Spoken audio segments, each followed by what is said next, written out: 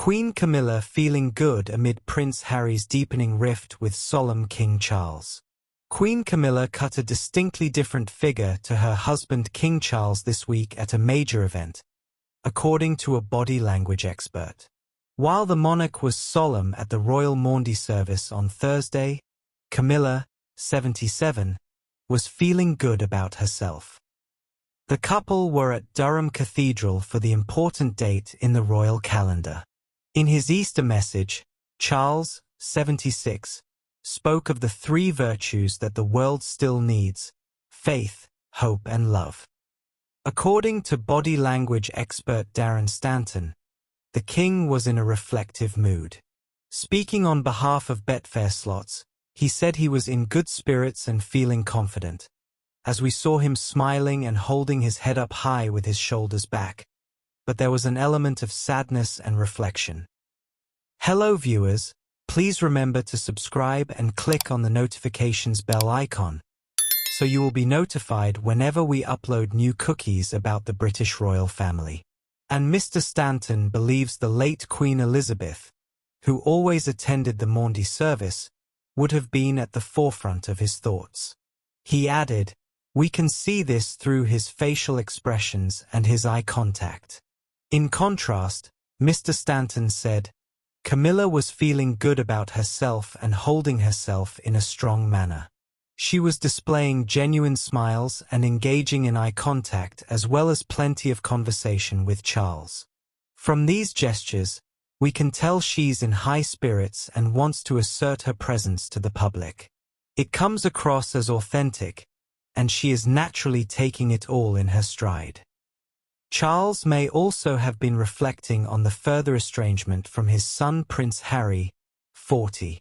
It emerged this week that the king had stopped responding to the Duke of Sussex's calls and letters amid fears anything he said could play a part in Harry's ongoing court case as he fights for taxpayer-funded protection in the UK. Charles has not seen his son since he was diagnosed with cancer last year, and sources close to the Duke say he only found out about a recent hospital stay through the media. Ironically, both Harry and Charles are keen to heal the rift, but neither is willing to budge on their own positions. Queen Camilla steps out just hours after announcement alongside King Charles sparked gasps at royal residence. Queen Camilla visited the Charles Dickens House Museum yesterday to mark 100 years since the historic building opened to the public. The Queen toured the property at 48 Doughty Street, which served as Dickens' London home from 1837 to 1839. The visit celebrated the centenary of the museum, which was saved from demolition and renovated by the Dickens Fellowship before opening in 1925. During her tour, Her Majesty was accompanied by three of Charles Dickens' descendants. The Queen viewed some of the museum's original material relating to Dickens' work and wider collection. The Charles Dickens Museum houses the world's most comprehensive repository of material related to the celebrated author. A selection of letters written by Dickens were performed by Simon Callow and Miriam Margolyes during the visit. Both are patrons of the museum and brought the author's words to life for the special occasion. Queen Camilla reveals a new addition to the family after devastating loss. Queen Camilla has revealed she welcomed a new addition to the family, a brand new rescue puppy. Today, Camilla has been visiting Canterbury for an historic visit where she unveiled a life-size bronze statue of writer Aphra Behn. She also visited the Beanie House of Art and Knowledge to celebrate the city's passion for heritage and literature. While there, she affectionately stroked a guide dog while meeting a partially sighted museum group. Bending down to stroke Fergie the Labrador, the Queen remarked about how affectionate guide dogs are. When Ms. Mason asked what breed she is, the Queen laughed and said, "You may well ask, a bit of everything. It's a rescue dog. It's called Molly. It looks just like a mole." It is understood that Molly was born on Boxing Day and Camilla adopted her from Battersea Dogs and Cats Home. Her mother is half Jack Russell, half unknown, while her father's breed is unknown. Ms. Mason said afterwards that her puppy was named after Sarah Ferguson and that she often calls her the Duchess. When the Queen first entered the Special Exhibitions Gallery during her tour of Beanie, she made a beeline for a different guide dog, Ralph.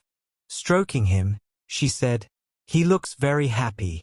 He can probably smell my dogs." Her Majesty was left heartbroken when Beth, a Jack Russell Terrier, died last November, and when the King attended the Royal Variety performance weeks later, he told TV presenter Amanda Holden, who is an ambassador for the world-famous Battersea Animal Rescue Centre in London, that they planned to get a new dog. Camilla, 77, revealed the sad news that Beth had died after developing an untreatable tumor and she had to be put down. Camilla adopted Beth from Battersea Dogs and Cats Home back in 2011 when she was just 12 weeks old after being found tied to a lamppost. 6 of those royal warrants were given to the Queen's longtime glam squad: her hairdresser Joe Hansford, milliner Philip Tracy, couturier Roy Allen, and her go-to designers Fiona Clare and Anna Valentine.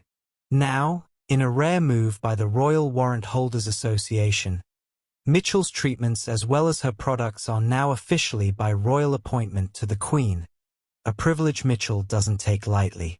Both Beth and Bluebell made history 3 years ago when they both became the first rescue dogs to move into Buckingham Palace.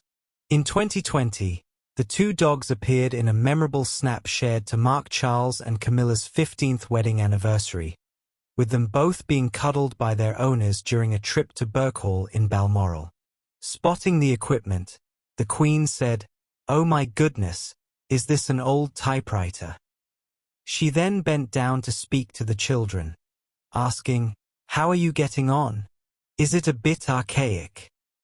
In the library, the Queen spotted her son Tom Parker Bowles' latest book, Cooking and the Crown, on display on one of the shelves and proudly said, "That's my son's book." She then met children listening to a reading from Michael Morpurgo's There Once Is a Queen and was told that the author is a local hero and has his own dedicated bookcase. The Fear Itself podcast host also joked that she didn't compare her unborn baby's size to items in my fruit bowl each day via a popular pregnancy app. "And I don't stress over the pepperoni I had on my pizza last night. My 2-year-old ensures I don't have the time for any of these things," she said in reference to her son Wilbur. Cressida said that she and her husband, an estate agent, were also house hunting in a desire for more space, which came with a flurry of feelings. Thanks for watching. Please don't forget to like this video and drop comments. And most importantly, don't forget to subscribe and hit the notification bell so you don't miss anything.